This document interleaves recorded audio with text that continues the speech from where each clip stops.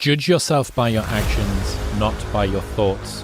I became significantly less disappointed in myself when I started judging myself only on the actions I took, not the thoughts I had. Once you do find your frequency on something, go forward if you're a non-tyrant and don't ask permission. So whenever someone said to me, it can't be done, I heard it can be done.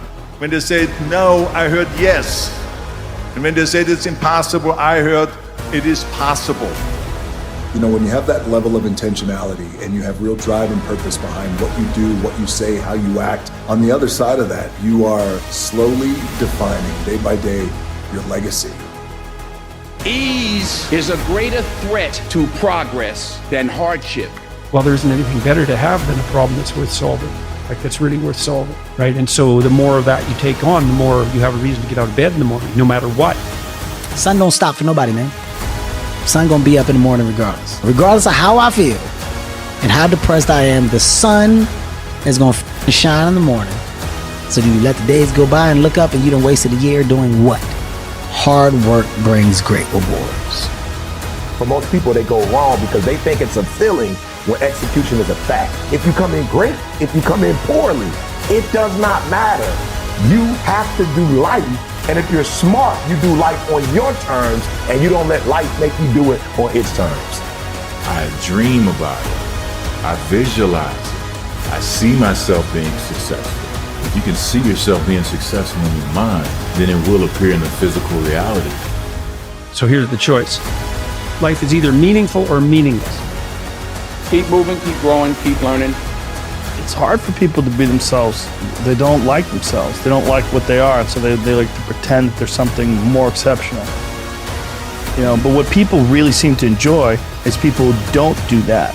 People seem to really enjoy people who just work at being a better person and being better at life. You can learn a lot from someone about how much attention they spend on other people's failures, how much time they spend pointing out other people's failures, and how little time they spend reflecting on their own.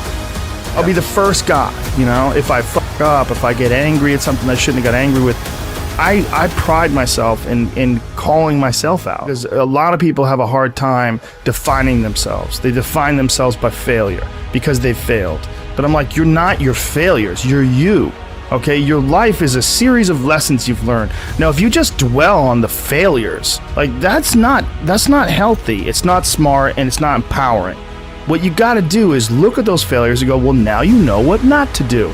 But you're not that, you're you. You know, you could have done the stupidest fucking shit ever, but it's not you, that's not you. You're a different thing. You're the being that's experiencing all these failures.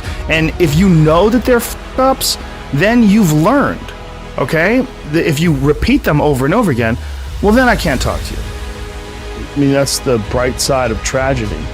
So when you come through it, you really will have an appreciation for the moments without tragedy. You don't really feel it unless unless life burns you. You don't really feel it. Understand that you can struggle, and you can realize that sometimes when things are really hard to do, you think, oh my God, I gotta stop doing this. But once you do it and you complete it, you have a satisfaction, this sense of satisfaction that you did something really difficult that is irreplaceable. I think the idea that's important is action. Do things. Yes. Actually do things. To procrastinate and sit around and debate things forever before anything gets done, there's a proper balance though of enough action and enough thinking. That's what I like about physical pursuits, man. You find out who you are. You know, you find out whether or not you're that person who can keep going, whether you're that person who is consistent. So many people, they start off like, I'm gonna run a mile a day, and they run a mile a day for a couple of weeks and they fuck off. You know, it's consistency. This showing up when you don't want to show up, forcing yourself to do things you don't want to, but then reaping the rewards. See, happiness is an emotional response to an outcome. If I win, I will be happy. If I don't, I won't. It's an if-then, cause and effect, quid pro quo standard that we cannot sustain because we immediately raise it every time we attain it. You see, happiness demands a certain outcome. It is result reliant. And I say if happiness is what you're after, then you're going to be let down frequently and you're going to be unhappy much of your time. Joy, though, Joy is a different thing. It's something else. Joy is not a choice. It's not a response to some result. It's a constant. Joy is the feeling that we have from doing what we are fashioned to do. It is just as important where we are not as it is where we are.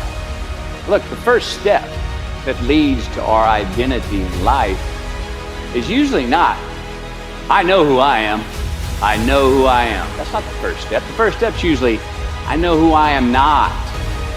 Process of elimination. Defining ourselves by what we are not is the first step that leads us to really knowing who we are. But we all want to succeed, right? So the question that we got to ask ourselves is what success is to us, what success is to you. Is it more money?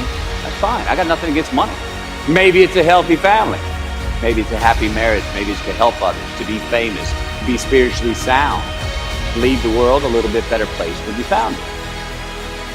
Continue to ask yourself that question. Now your answer may change over time, and that's fine. But do yourself this favor. Whatever your answer is, don't choose anything that will jeopardize your soul.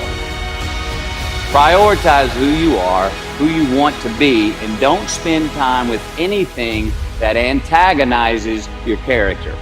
Don't drink the Kool-Aid, man. It tastes sweet, but you will get cavities tomorrow, all right? Life is not a popularity contest. Be brave, take the hill, but first answer that question, what's my hill? You want to be the best at something, you're going to find a way to push through those challenges and make sure you do what you need to do to be successful. It's all about work ethic. It's all about what you choose to do in life, what is important to you, what is that goal that you're going to identify and go after and say, I'm going to go after this thing wholeheartedly. It doesn't matter what other people say. This is what I feel. It's positive. I love it. You know, the whole world disappears when I do it, and I'm going to channel this thing so I can help myself, so I can help other people. I put the work into this, like, every day, all day. And then when I'm done with it, guess what I do? I dream about it. I visualize it. I see myself being successful. I see myself hitting those shots with no time on the clock, with a little time on the clock. And anytime I was successful in those situations, I mean, you know, I would always let people know it's through dedication, through your hard work, and through mental preparation and visualization. If you do those things, if you can see yourself being successful in your mind, then it will appear in the physical reality if you're calm and collected when you get the opportunity. That so many people die with untapped potential because they think that someone else is fucking better than them. And they were born not with the greatest tools. You don't need shit. You need the ability to fucking grind your ass into a fine fucking powder. And when you're not fine powder, find a way to build that motherfucker back up repeatedly. And it's possible.